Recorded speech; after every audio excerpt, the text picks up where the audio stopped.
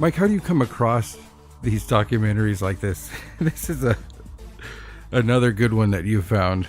Well, this one, I can't remember how I found out about this one, but Mateo and I both recently watched a documentary called Love and Saucers. And it starts out with our hero, David Huggins, talking about how he lost his virginity when he was 17 years old, which is it's a pretty significant piece of personal information. You don't even get introduced to the guy yet. The first thing you hear him utter is that he lost his virginity when he was 17.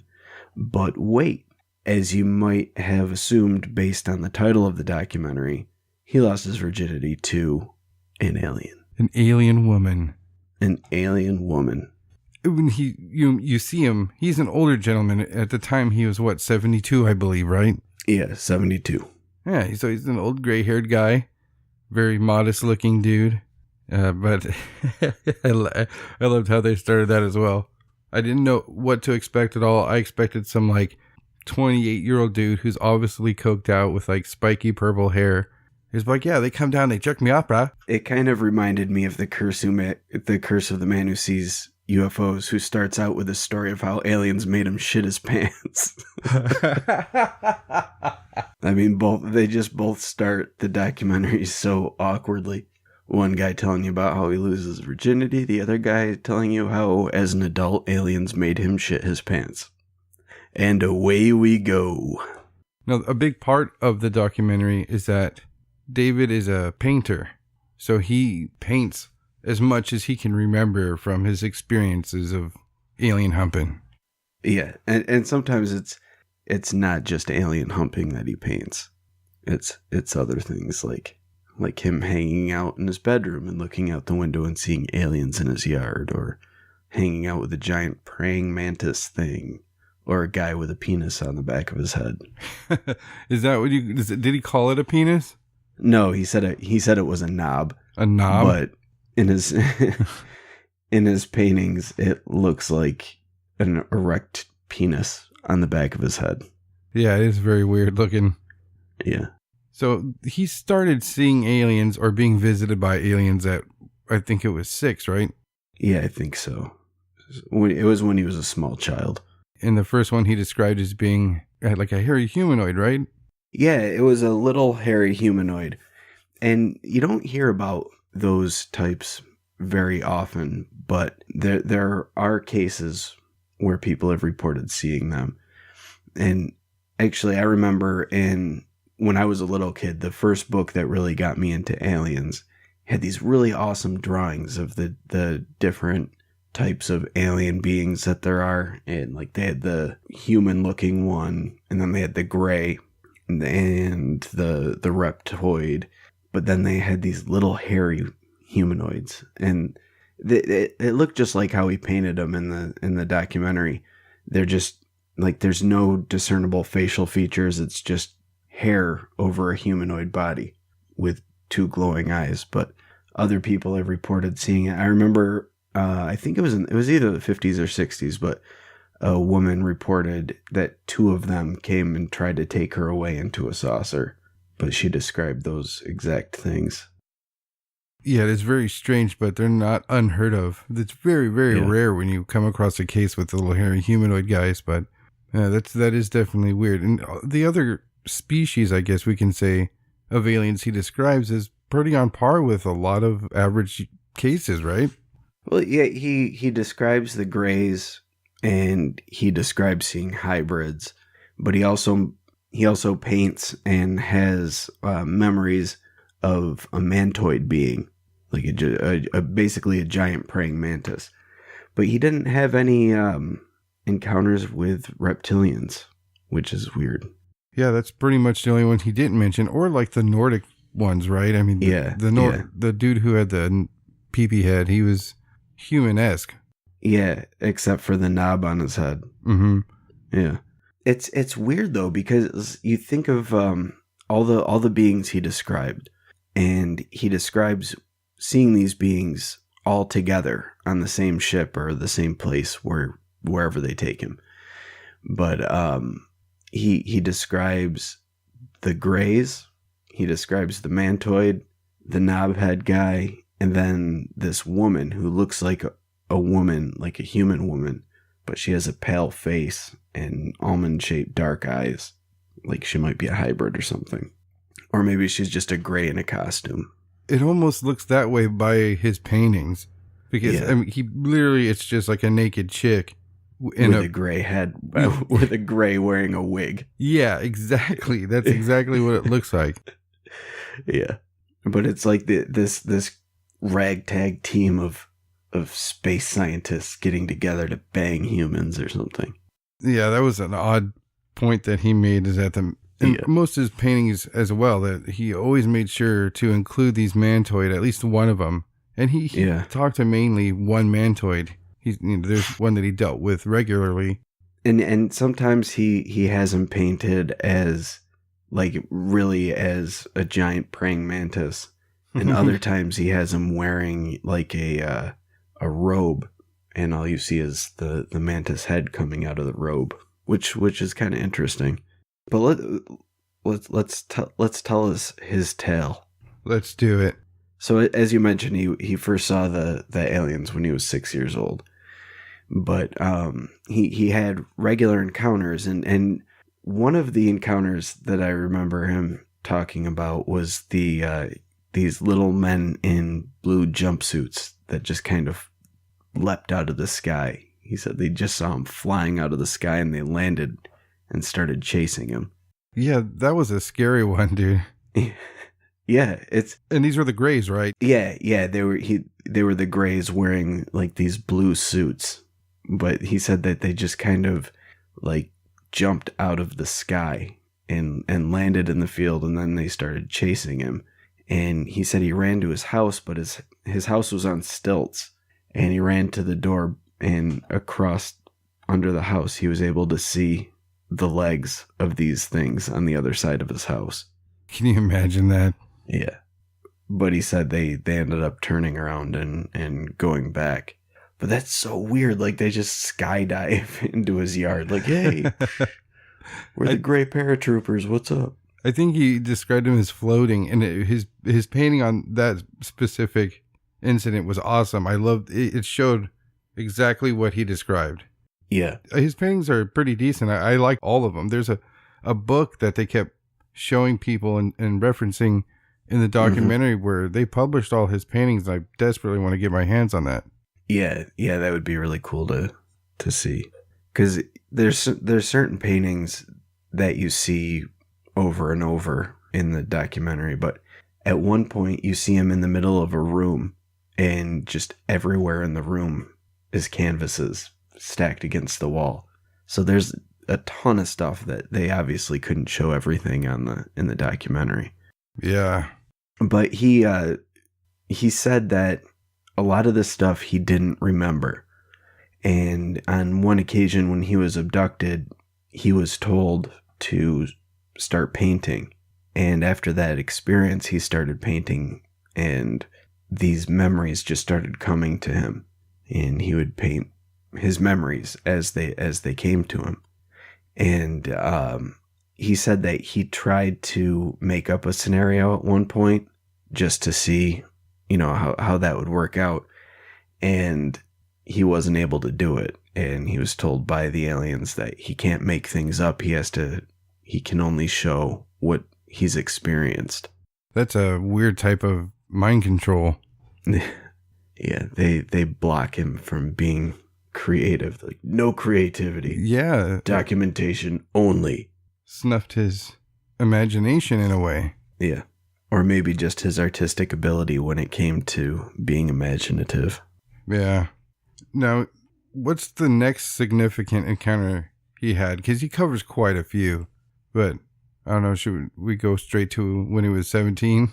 Yeah, because, I mean, he was visited a bunch of times as a kid, but he started meeting this alien woman, the one that we referenced with the human body and the gray head with a wig. I don't know if it was a wig or not. He didn't really ever say, but he painted it. But anyway, they finally consummated their relationship when he was 17 years old. And apparently they had an ongoing relationship for decades, I guess. But he fathered children with her, hybrid children. And there's this one painting of him teaching the hybrid babies how to breastfeed. So they flashed that painting quickly a few times, and I was like, what the fuck's going on there? And at the end, you can hear him explain to somebody. Explain it. Yeah. So I was teaching him how to breastfeed. I was like, what the fuck? Yeah. So the painting depicts this alien woman sitting there with her top down, or her dress down, or whatever. And this guy's like on his knees sucking on her nipple. And then she's holding this little tiny gray alien. And it's just like sitting there watching him suck on her tits. It's really weird. Very weird. But apparently grays don't know how to nurse, and that has to be taught. So you would assume he was doing right? his dadly, he was doing his fatherly duty, and showing them how to get the milk. Yeah, but that alien lady's always naked, so almost every painting of her, she's nude. Well, not all of them, because some of them it's her in the gown or whatever, like that thing. I don't know, a robe. I don't know what the hell you'd call it. I would call it like a purple robe. She's like a little naked prince running around all the time. But then there was, in addition to her, and her name was Crescent, and that's the name that he referred to her as. And but there was a time when there was, remember the story of the giant naked women? Yeah, that wrestled him. Yeah, it's so good. Here's a giant painting of one of them. Yeah, it's so weird. And just like Crescent, they're naked women with a gray alien head and what looks like a wig. They weren't really wrestling him. Weren't they trying to restrain him? Yeah, hold him down. They're the muscle of the operation. And they don't get a robe. They're just butt-ass naked. Yeah, that's just like, you know what? Fuck it. Who needs clothes? And let's be honest. Who does need clothes anyway? They're in space. Yeah, in outer space. Who does need clothes? In space, no one can see your boobs. Unless you abduct them and make them teach your babies how to breastfeed. I mean, as far as abduction scenarios go, though, that's not half bad. You're not getting probed.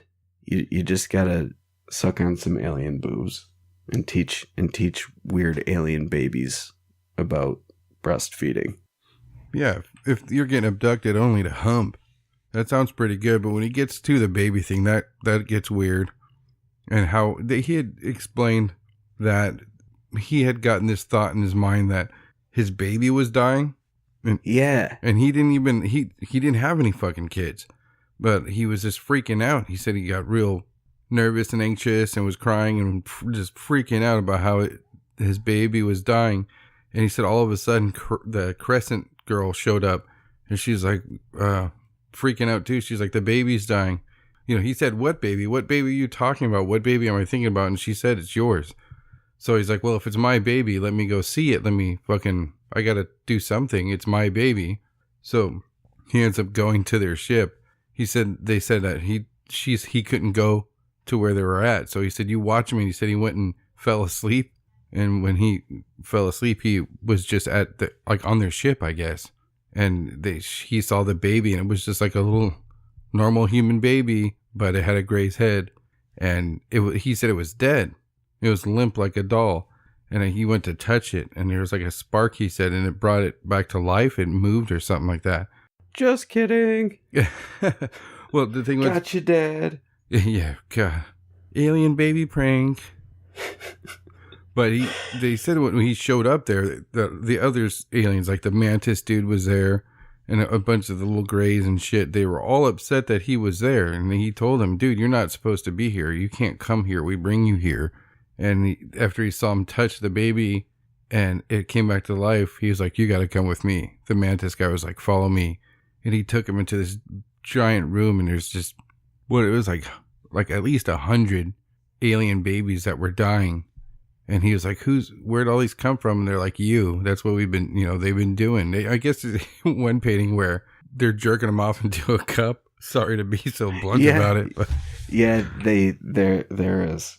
And some of his paintings show full penetration. A sight to behold. But his artwork, he's a very good artist. Yeah, I like the paintings a lot. I mean, he's no fucking, Van Gogh or nothing like that. No. But I don't know. It's more talent than I have. Same here. When it comes to painting, man, I wish I can paint as that dude does. And it's just, the pictures add a different level to the story for me. Mm-hmm. And I also liked his demeanor. Like he seemed very genuine to me. Yeah. But the thing with that is, just because, fuck off, cat. Just because he seems genuine doesn't, that just means that he believes his story, which I completely believe that what he's saying is something that he believes.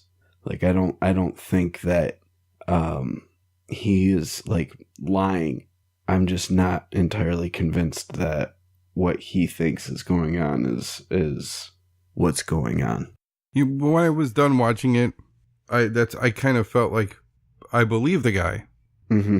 But with that being said, you make a great point by saying, he believes what he's saying, but his story is not too far off from so many other cases. I mean, even being used to reproduce to make a hybrid human alien baby. That's old hat. Yeah. And I think there's something to that. And he's a guy, he's an artist, but he's not rich by any means. He works 1 day a week at a local deli. He's not getting rich off this. So he has nothing to gain from telling this story. There's the only thing that he's really getting is acknowledgement of his artwork, I guess, but it's not like he's getting rich off his artwork. So why would you want to make yourself out to be a fool when you're a full-grown adult who, he's 72. At what point do you stop playing pretend? Mm-hmm. And that's why I don't think that this is something that he is making up. And it's something that anyone who's familiar with the abduction phenomenon is familiar with. It's the classic story of the reproduction and making hybrid babies and all that.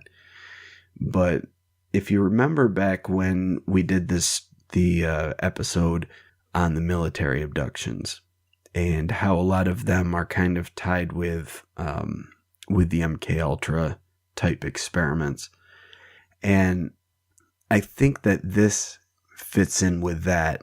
I don't think that what this guy is experiencing is really aliens or interdimensional beings or whatever they were. And he even makes that point in the documentary that he doesn't know where they're from. They could be from another universe.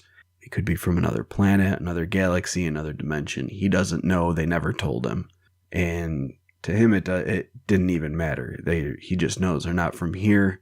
And that's all that matters to him. And they put out. And they put out. And they've got gigantic naked woman guards that restrain you for something.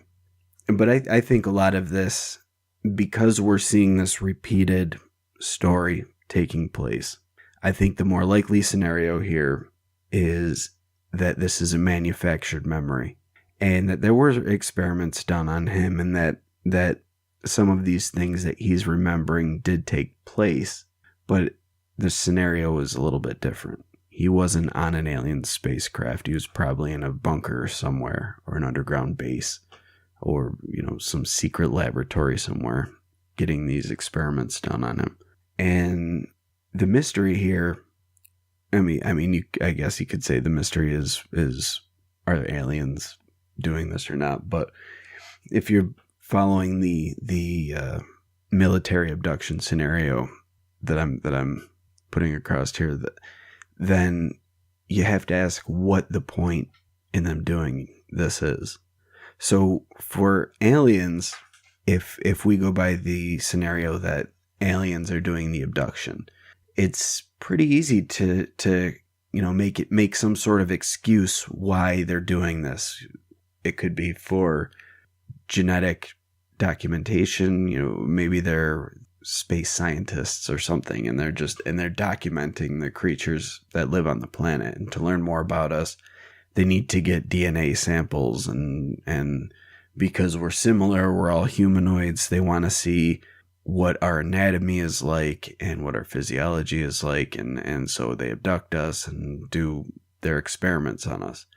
So we can make a clear assumption what the aliens would gain from abduction. But what do these military abductions gain? And especially when we consider that it seems they might be doing these abductions independent of government knowledge, and that there might be some cases where it's private contractors that are doing these abductions. That makes sense. I mean, if you're the U.S. government and you need dude sperm, you can just make, or every soldier in any type of branch of the military jerk off. Right. So it sounds more like it's a private operation. If we're going down that way, I mean, yeah. Why do they want like 80-year-old guy jizz anyway? Yeah, exactly. And if, like you said, if in the military you can get as much DNA as you want, if you're the government, you just, all right, we're got to do blood testing, and then you take their blood.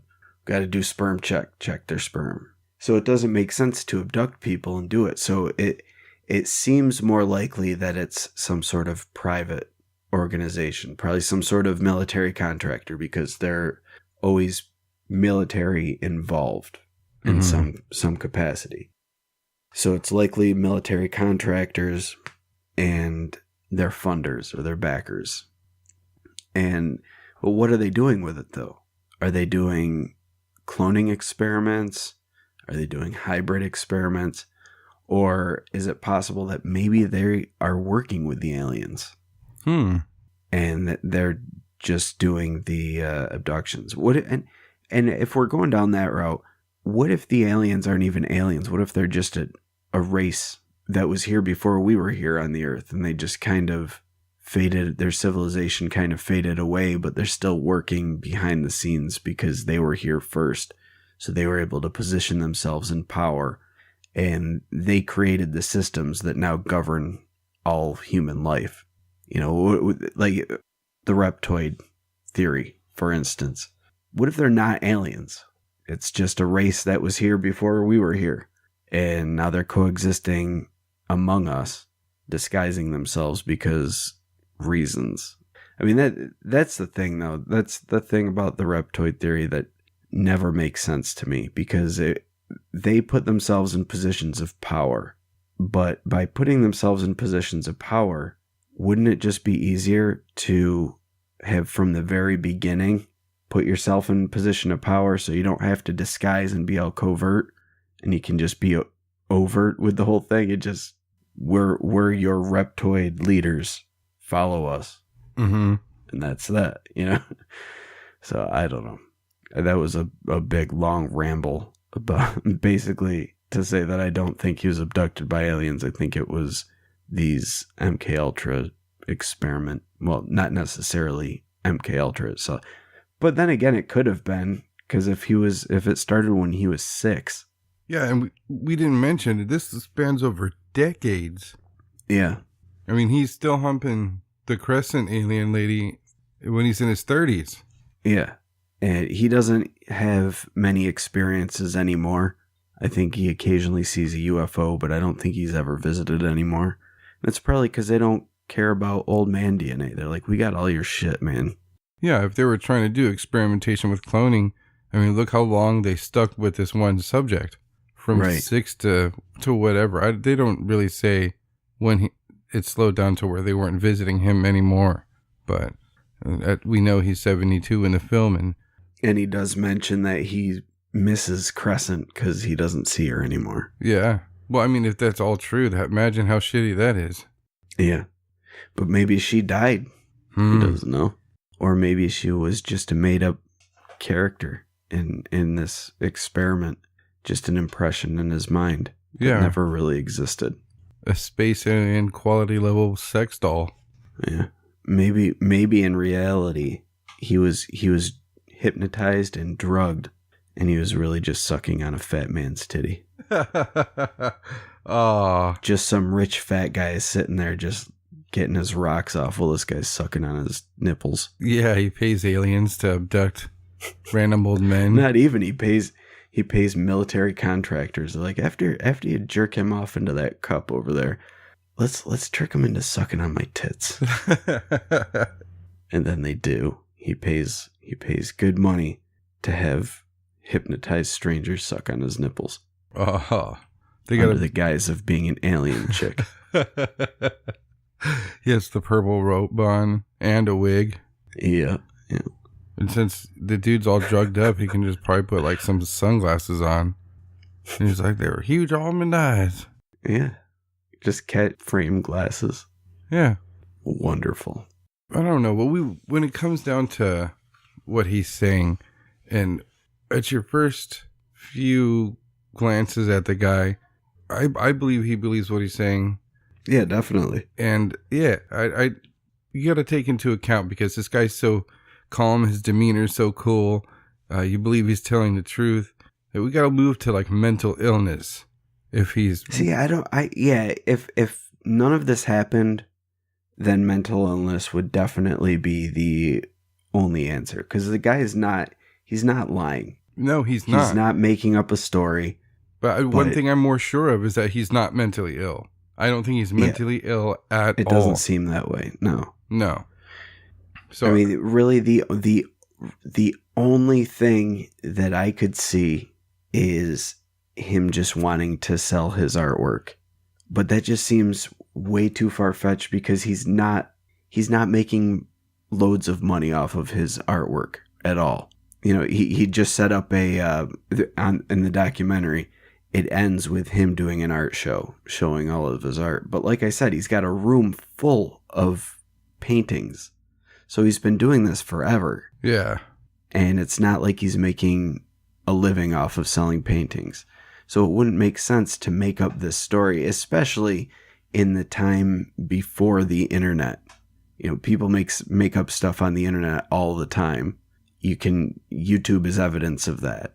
All the fake Bigfoot and ghosts and UFOs that are on there. Mm-hmm. It's just people trying to get their 15 minutes or whatever. But this guy's been doing, he's been having these recollections for decades now. He's been doing these paintings and he's been getting these memories back. And he says sometimes he'll be painting one memory, and when he's painting that, it will trigger another memory.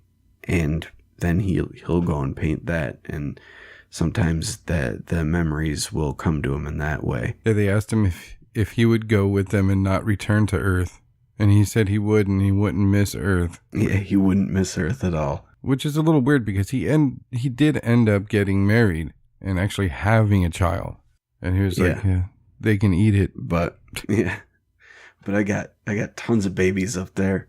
Yeah, and he, you know, he loves Crescent. She was his first love. She made him a wow. And ever since, I mean, he's like, whatever, man. I got to bang aliens for years. What did you do with your life? I didn't bang aliens. I don't know about you, Mateo. I told you after I watched it, I never wanted to bang an alien more in my life after watching that. You know? I mean, it was totally peaceful encounter. One thing that I think does kind of link up with your MK Ultra abductee thing And which is an interesting point, is that he says that the first time he meets Crescent, she has some type of wand, and she has, I think it was the mantis or the hairy one, held his arms, and she put the wand up his nose. And when she took it out, he told her, he said, you heard me. He was a young kid. Oh yeah, I forgot about that.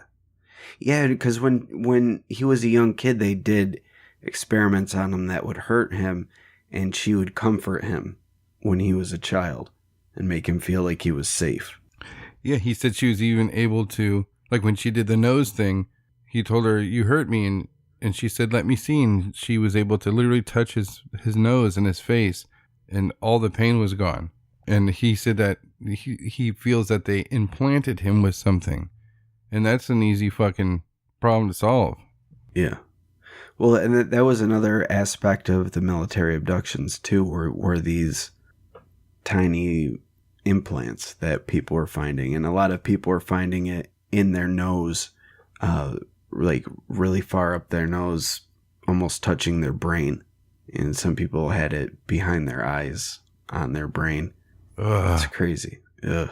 There's a video I watched a long time ago. I don't know if I sent it to you, but it was this dude who is in the military. It was from Russia. And he said that they had put these implants in their eyes. And he said, he was talking all this crazy stuff about how they track them. There's implants and their technology is more advanced and they work with aliens and shit like that. But he just literally tore this, I don't know what it was, dude, but it was on the rim of his eyelid, on his bottom eyelid. And he gets at pliers and he fucking pulls it out like he's pulling it. And dude, it's hard to watch. It's crazy. It takes a lot of work. Yeah, that sounds terrible. I will not be watching that at any point in time. No, thank you. Yeah, that just, oh man, fuck. It was weird. You always laugh at the implant theory until you see a piece of footage like that. Well, not only that, but there's a lot of people that claim to have implants. There's evidence that there was an implant. There's some sort of metal stuck in their leg or their arm or head, wherever. There's X-ray evidence. Mm-hmm. It shows up on CAT scans. Sometimes they're even able to get low frequencies emanating from it. Yeah, we talked about that from that documentary. Maybe a couple months 17. ago. Yeah, a couple months ago now.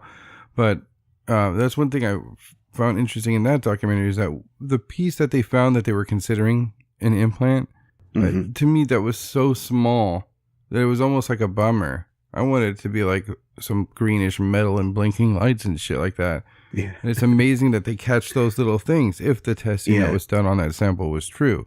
But I bet you 5 out of 10 doctors would have just missed that. Well, a lot of people don't even know that it's there until they're doing something and it starts causing them pain.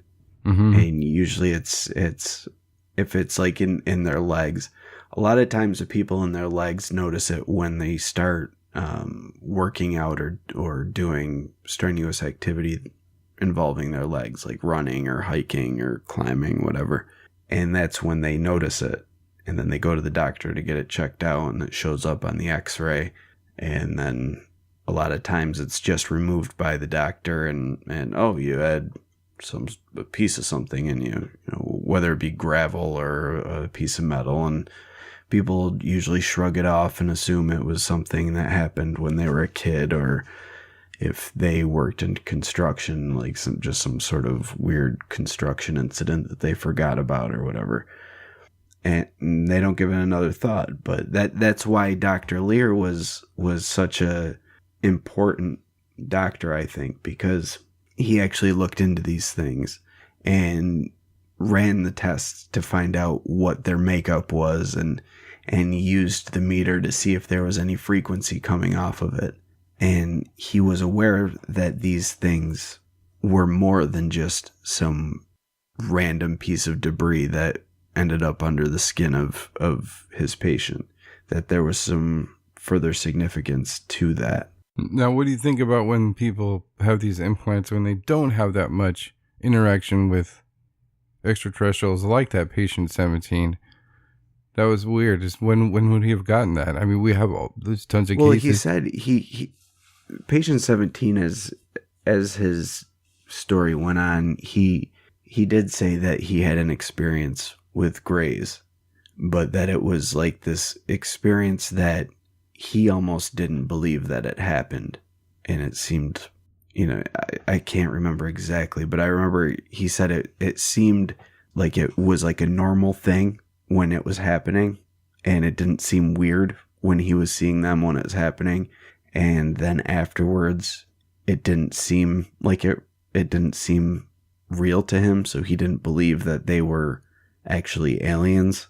But you hear that kind of weird stuff a lot when there's these aliens, like when we were talking with Mike Cleland, and a lot of the people were experiencing these weird owls, but they were just kind of screen memories for alien encounters of some sort. Good point. But even in patient 17's experience, he didn't have anything implanted in him from whatever he recalled. There was no surgery or anything like that. And that's another thing that's weird as well with these implant patients. Doctors can never find a point of entry where these things went in. Like, there's no scar. Everything is just healed all around these implants. So it's undetermined how they got there, because there's no evidence of an incision. It's like it was put under the skin without piercing the skin, or that everything was healed perfectly so it wouldn't leave a scar, like the tissue was regenerated or something. Mm-hmm.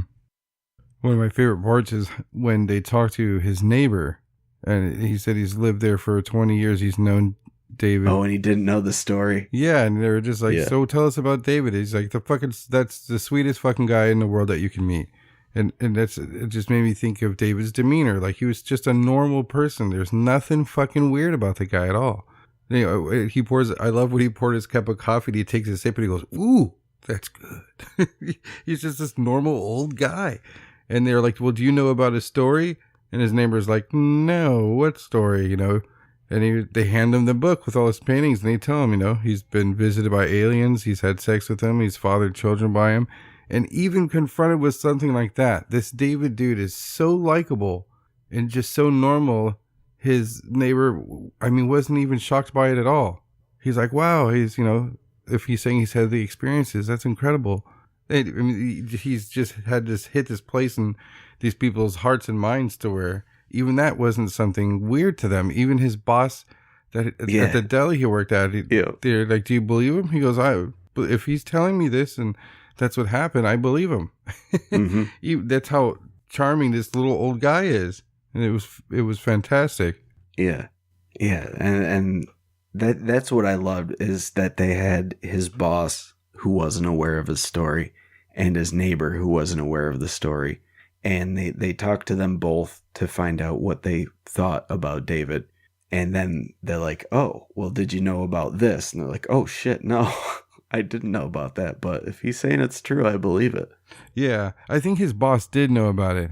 And he was... Oh, did he? Yeah, and he was like, if that's what he says happened, then that's what he's experienced. So, but he says he gets along with everybody. All the customers love him. We get to see him at work. He's very pleasant with everybody. He's not just a weirdo at all. And we've all seen, videos of crazy people in news reports who are insane. And just you watch enough documentaries on serial killers, you can see when somebody's off a little bit. And I just didn't get that from that guy at all. And again, what a bonus for him to be able to paint all this shit that he experienced. And when he was talking to people about his experiences and retelling them for us, I noticed this, and it was a very rare thing for me, is that he didn't have anything rehearsed. Nothing seemed rehearsed. You can see him actually stop and try to recollect when he's talking about this stuff, which is a trait you don't see often. Somebody usually has a routine, even just out of telling it out. Like a pre-existing story. Yeah, let me tell this one. Yeah. This one's good, or even just out of repetition. After telling a story so many times, people, unwittingly make it a recital. It's just the same stories that they repeat over and over and over again. And that didn't seem to be the case with him. It may be a little bit when he's in the art gallery, but to me, again, it just... Yeah, but in that point, he was surrounded by all the things. And of course, when you look at his paintings, there's certain ones that are going to draw your attention. And it drew the attention of a lot of the patrons there. And you saw they had it filmed where they were showing different people that were showing up asking him about certain paintings, and a lot of people asked the same question and he gave similar answers, but it wasn't a rehearsed answer, because you could even see variations in the way he told, like the details stayed the same. He didn't change his story at all, but just the way he went about saying it, it was different. It wasn't like he was reading off a script. Yeah. And I like that about him.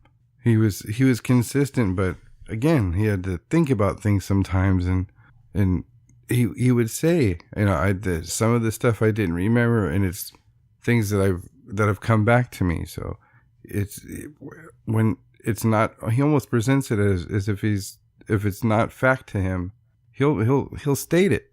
He goes, that could have been a dream. That couldn't have been a dream. I didn't know if I was dreaming. I didn't know what was going on. Yeah, and that was interesting too, that he was able to differentiate between what was waking and what was dream. Because there were times that he would experience things in the middle of the day when he wasn't sleeping, he wasn't taking a nap. He was, like the little guys jumping from the sky and chasing him. He wasn't asleep. He was outside. Yeah, in a field on his family's farm. Yeah. What about the part where he was talking about when he was walking down the street and all you can hear is this police siren coming up behind him very, very loud. And as soon as it got to him, he turned around and there was nothing there. Yeah. And he mentions stuff like that a few times, and he attributes that to them. But then there's times when they would come at night and he would say that it would seem like a dream, but a real dream. Heavy drugs, man. They can make it seem that way. Yeah, but that's the weird thing though. And that's the one thing that the fact that he had been fucked with since he'd been a kid, and it continued on to adulthood. So that whatever information they're gathering, they want information over the lifespan of the victim. They want it from when he's a child through his childhood, through his teenage years into adulthood. And then when he gets old, they just don't care anymore. Like he's not worth it anymore. We've got all the information about him we need. And at this point, he's just declining. So they have nothing more to gain from getting things from him. So he's just kind of forgotten and left behind. Yeah. I mean, they did have those hundreds of little alien babies that he fathered. Maybe that he just outlived his usefulness. Yeah, maybe. It's hard to say. I'm not a alien or a weird military abduction syndicate. He did have a mighty awesome VHS collection. He had thousands of... Oh, yeah, he did. Yeah, they're all science fiction and horror. And there's that... I'm dumb for not writing down the name. I usually would, but he was like a professor of religion at some university. And he made a great point after talking to David for like quite a while, years. He had been talking to David. And he said, you look at all the horror movies and the sci-fi movies that he has, and you might say to yourself, I wonder if he's getting these stories from watching all these movies, these thousands of VHS tapes. And he says, no, I believe in his case, that's not why. He has all those DVDs or all those VHS movies of all the sci-fi and the horror because of what happened to him when he was a little kid. Right. And his experiences helped shape his interests. Yeah. That was an interesting point. And plus, that guy had a really cool office. You see all the Marvel busts he had? Yeah. There's like 20 of them. Yeah. I loved that they would go from different like religious textbooks and things like that to comic book characters. Yeah, a Doctor Strange comic book. While he's talking about aliens. It was fantastic. But it all kind of goes together. Oh yeah, he was sticking to the cosmic ones too. He was Silver yeah, Surfer, definitely. Galactus, all that shit. But comic books are kind of like the modern mythology. The archetypes are all there, and it's just kind of like retelling of old myths through modern characters. So, and then mythology obviously ties together with religion, and you can make the leap of religion being tied to aliens and mythology. And, one shapes the other, and it's a big incestuous clusterfuck. There's one part that I didn't understand. He had talked about, he was much older. He had already had a kid. He was married. And he told his wife what had been happening. And she instantly left him.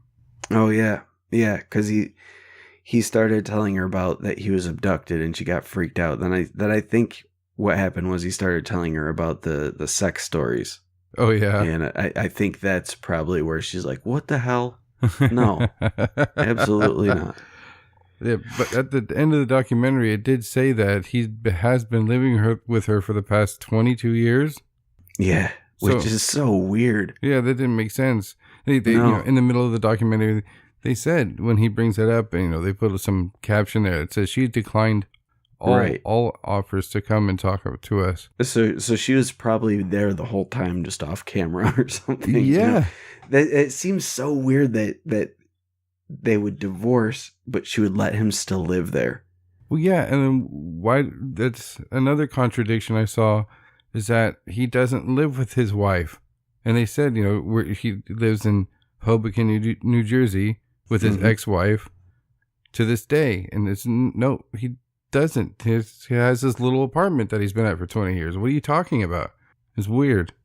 Maybe that apartment is in his ex's house. Maybe that's his quote paint studio. Yeah, maybe she's got an in-law apartment, and that's where he lives. But they got to talk to his son, who's an adult now, and he was just like, it's always been there. He's been painting those things and talking about this shit since I was a kid, so I guess it's truth to him. Yeah, but that's a kind of a weird thing to me too, though, because in a lot of cases, people that have had a history of abduction, usually their children will also experience, have some sort of experience. But it didn't seem like his son did. No, it didn't. And he, at the end, it said that he actually relocated to Thailand and was happily married, and everything was normal with him. Yeah. You'd figure that Crescent would want his son's jizz, right? They can kind of continue their experimentation. Yeah, with the son, see if the son is as virile as the father. Or maybe he just didn't want to admit on camera that he was banging aliens.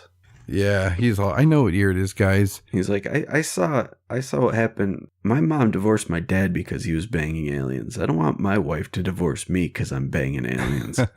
So no, I've never banged an alien or seen an alien, but I believe my dad has. And if he says it, it must be true because I'm secretly banging aliens too. Just don't tell anybody. It's our little secret. Makes sense. I'll allow it.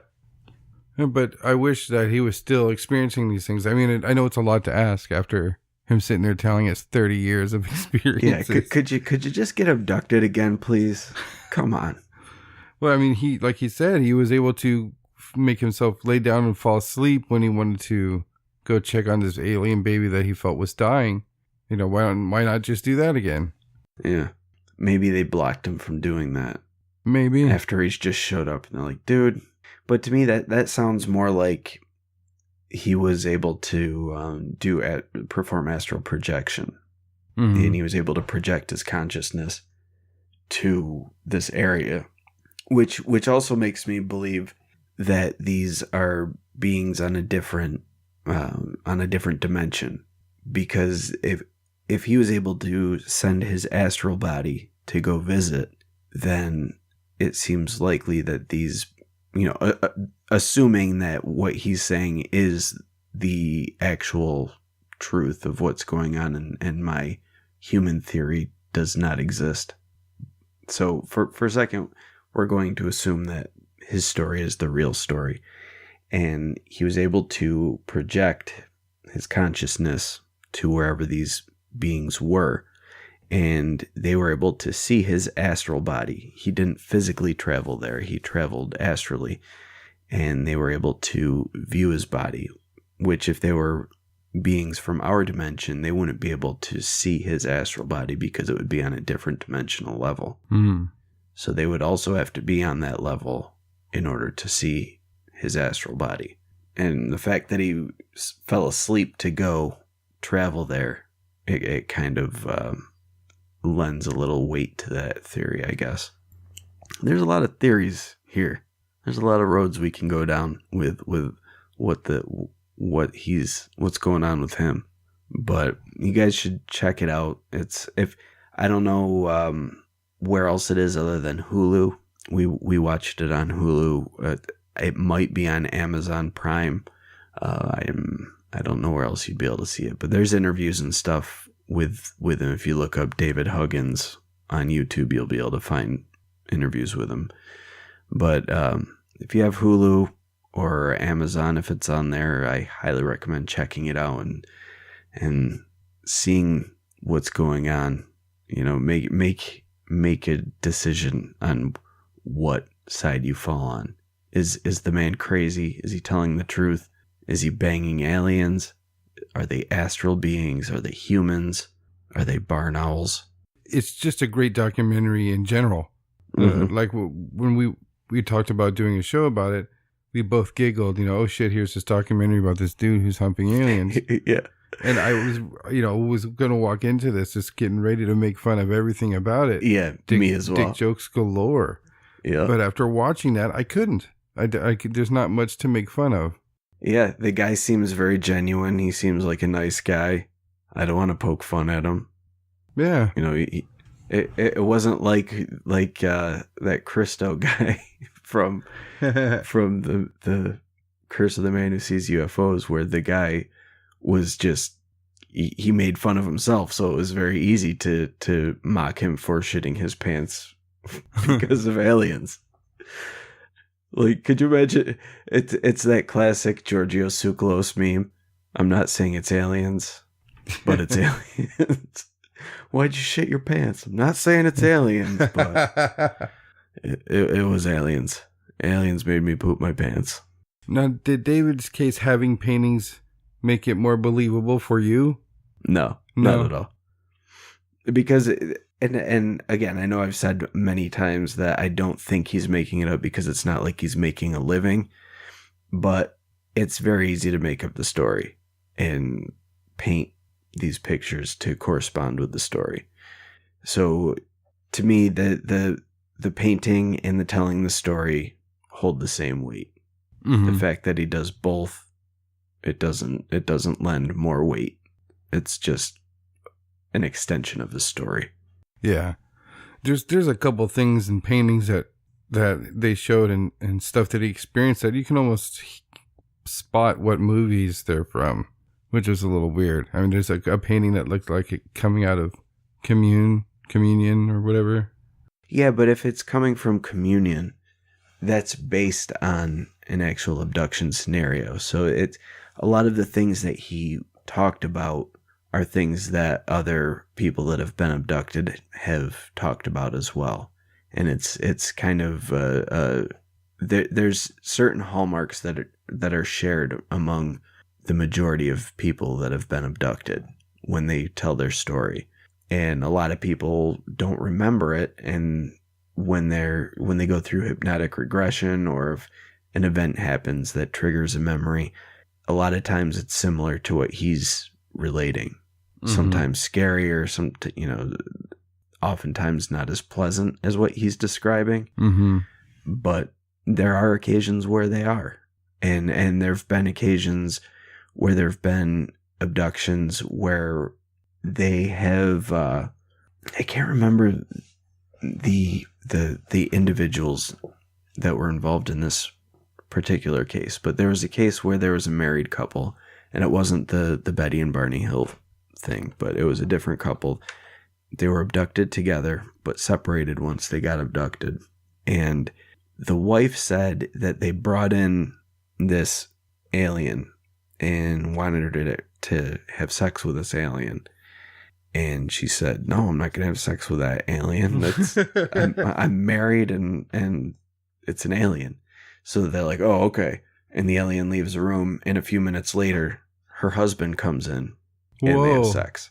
But it wasn't her husband. No, yeah. That's... And then her husband reported the same thing. But I'm thinking in reality what happened was the husband banged the alien. But he's like, oh, yeah, I did the same thing. I said, nope, I'm married. And then they brought you in and I banged you instead. And it's totally cool. But in reality, the alien came in. It's like, hey. And he's like, hey, alien, what's up with you? Yeah. He's like, I'm not as apprehensive as my wife. Yeah. All's fair in space. I don't know. If they looked like the ones that they were painting, I would maybe have to take a swing at that. At the gray wearing a woman's suit and a wig. Yep, I'd be like, let's do it. Hey, you already took me in outer space. We're having a party. So in addition to fucking sharks, Mateo also fucks gray aliens in women costumes. Count me in, aliens. Well. Bang away, Mateo. Bang away. Someday I'll be fucking in the stars. Thank you for listening to the Whatcast. You can find us on Twitter, Instagram, Facebook, iTunes, and YouTube. Enjoy the podcast. Get yourself a Whatcast t-shirt or a sticker pack. Who was that dude on that one episode? Try the links in Homie's page. All this and more can be found at www.thewhatcasters.com. Thanks again for listening and have a great week.